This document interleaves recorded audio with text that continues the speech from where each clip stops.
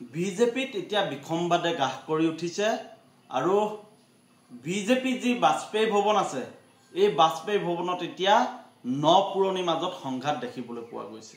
হয়, নতুন আৰু পুৰণিৰ মাজত এতিয়া বিজেপিত বিসম্বাদ আৰু এই বিসম্বাদ কিয় হৈছে আপোনালোকে জানি আচৰিত হ'ব যে কংগ্ৰেছ ত্যাগ কৰি আহি যিসকলে বিজেপিত যোগদান কৰিলে এতিয়া বৰ্তমান যি বিজেপি আছে সেই বিজেপিত এতিয়া যিসকল পুৰণি বিজেপি তেখেতলোকৰ যি অধিকাৰ থাকিব লাগিছিল তেখেতলোকৰ যি অধিপত্য থাকিব লাগিছিল সেই অধিপত্য নোহোৱা হ'ল আৰু বিজেপি দপদপনি বৰ্তমান বিজেপি চৰকাৰখনত দেখিবলৈ পোৱা গৈছে। যি সময়ত কান্ধত মোনা লৈ পুৰণি বিজেপি কৰ্মীসকলে বিজেপি দলটো গঢ়িবৰ কাৰণে বাইচাইকেল মাৰি মটৰচাইকেলত গৈ বিভিন্ন অসমৰ স্থানৰ পৰা ছেকেণ্ড ক্লাছ ট্ৰেইনত গৈ যিসমূহ মিটিং কৰিছিল বা যিসমূহ ৰাইজৰ মাজত চাইকেল মাৰি মাৰি ঘূৰি যিসকল পুৰণি বিজেপি নেতাই এই বিজেপি দলটো গঢ়ি এতিয়া অসমত চৰকাৰ অহালৈকে লৈ গ'ল দলটোক লালন পালন কৰিলে সেই নেতাসকলৰ এতিয়া বিজেপিত গুৰুত্বহীন। বৰ্তমান দলটোত যিসকল নতুন বিজেপি নেতা দায়িত্বত আছে সেই নেতাসকলে এতিয়া পুৰণি যিসকল বিজেপি নেতা যিসকলে দলটোক গঢ়িছিল লালন পালন কৰিছিল আৰু দুবাৰকৈ চৰকাৰ গঠন কৰিব পৰা পৰ্যায়লৈকে লৈ গৈছিল সেই বিজেপি নেতাসকলক গুৰুত্বহীন কৰি দিয়া এতিয়া গুৰুত্ব অভিযোগ আহিছে আৰু এই অভিযোগ পুৰণি বিজেপি নেতাসকলে আনিছে। আপোনালোকে জানে যে যোৱা শুকুৰবাৰ দিনা বিজেপি প্ৰাক্তন বিধায়ক তথা জ্যেষ্ঠ নেতা অশোক শৰ্মাই দল ত্যাগ কৰিছে আৰু তেখেতে দল ত্যাগ কৰি কৈছে যে লৰা ৰজাৰ শাসন উৎখাত কৰিব উজনি নামনি নিপীড়িতই।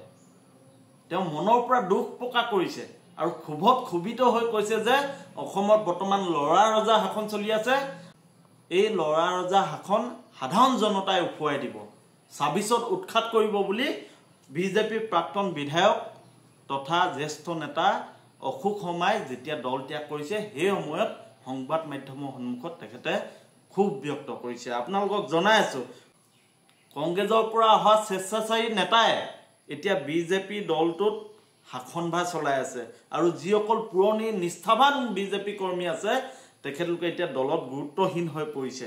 সৰ্বানন্দ সোণোৱালক অসমৰ মানুহে মুখ্যমন্ত্ৰী পাতিবৰ কাৰণে বিজেপিক ভোট দিছিল।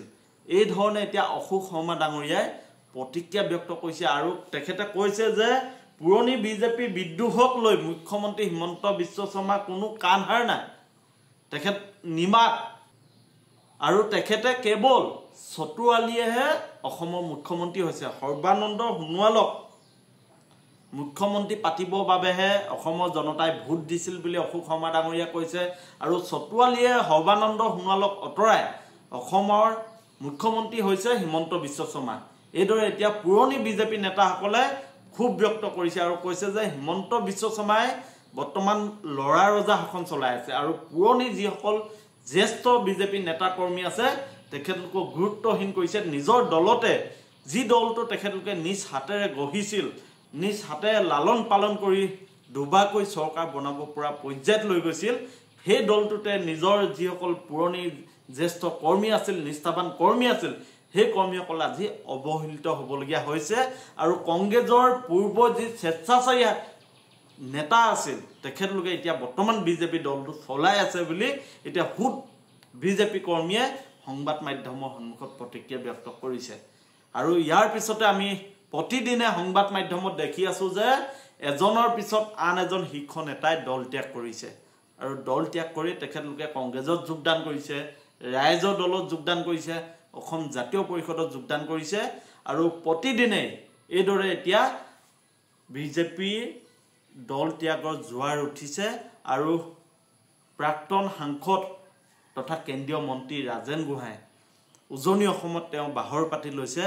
প্ৰতিদিনে তেখেতে বিজেপিৰ যিসকল জ্যেষ্ঠ নেতা আছে, নিষ্ঠাৱান কৰ্মী আছে তেখেতলোকৰ লগত আলোচনা কৰিছে আৰু বিদ্ৰোহৰ যি জুই উমি উমি জ্বলি থকা জুইকুৰা এতিয়া মুকলিকৈ জ্বলি যোৱা এতিয়া আমি দেখিবলৈ পাইছোঁ আৰু ইয়াক লৈ এতিয়া আমাৰ সন্মানীয় মুখ্যমন্ত্ৰী যিগৰাকী পূৰ্বতে কংগ্ৰেছৰ প্ৰতাপী মন্ত্ৰী আছিল ডক্টৰ হিমন্ত বিশ্ব শৰ্মা ডাঙৰীয়া আৰু তেওঁ এতিয়া বৰ্তমান কৈছে যে তেখেতলোক জলৈ যায় গৈ থাকক, কেৱল তেখেতলোক হিন্দু হৈ থাকক, যি দলতে যাওক তেখেতলোক হিন্দু হৈ থাকক, নতুন দল গঠন কৰিলেও তেখেতলোকে হিন্দু হৈ থাকক। এইদৰে এতিয়া আমাৰ মুখ্যমন্ত্ৰীগৰাকীয়ে প্ৰতিক্ৰিয়া ব্যক্ত কৰিছে। অতি তৰল বক্তব্যৰে এতিয়া সমগ্ৰ বিষয়টো তেখেতে আওকাণ কৰিব খুজিছে। কিন্তু এটা কথা নিশ্চিত যে যি দলটো যিসকল নেতাই গঢ়িছিল সেই নেতাসকলে আজি সেই দলটোত স্থান পোৱা নাই। সেই দলৰ ভাল দিনত তেখেতলোকে সেই দলটো এৰিবলগীয়া হৈছে। আৰু দলৰ যি সময়ত বেয়া দিন আছিল, পুলিচৰ মাৰ খাইছিল, কান্ধত মোনা লৈ লৈ ৰাইজৰ মাজলৈ গৈছিল, বিজেপি নীতি আদৰ্শৰ কথাবোৰ কৈ ফুৰিছিল, সেই নেতাসকলে আজি কিমান দুখত বিজেপি দলটো এৰিবলগীয়া হৈছে আপোনালোকে ভাবক। আৰু অনাগত দিনত কি হ'বলৈ গৈ আছে। পুৰণি বিজেপি নেতাসকলে দল এৰাৰ লগে লগে হুংকাৰ দিছে যে ২৬ত আৰু বিজেপি চৰকাৰ নাহে, অসমৰ মুখ্যমন্ত্ৰী ডক্টৰ হিমন্ত বিশ্ব শৰ্মা হৈ নাথাকে, পৰিৱৰ্তন আহিব। এইদৰে এতিয়া সৰ্বত্ৰে ক্ৰিয়া প্ৰতিক্ৰিয়া দেখিবলৈ পোৱা গৈছে। আপোনালোকে আমাক মতামতৰ জৰিয়তে জনাব যে ২৬ত সঁচাকৈ বিজেপি চৰকাৰ আহিবনে নাহে। যিসকল পুৰণি বিজেপি নেতা আছিল তেখেতলোকে দল ত্যাগ কৰি ভাল কৰিছে নে বেয়া কৰিছে। কাৰণ নিজৰ দলতে তেখেতলোকৰ যি স্থান সন্মান থাকিব লাগিছিল সেইবোৰ তেখেতলোকে নোপোৱা হ'ল। গতিকে আপোনালোকে আমাক মতামতৰ জৰিয়তে জনাওক যে বৰ্তমান বিজেপি দলটো সেই আগৰ বিজেপি দল হৈ আছেনে। যিসকল জ্যেষ্ঠ নেতাই, যিসকল নিষ্ঠাবান কৰ্মীয়ে বিজেপি দলটো আজি পৰ্যায়লৈ লৈ গ'ল, তেখেতলোকে আজি কিয় বিজেপি দলটো এৰিবলগীয়া হৈছে।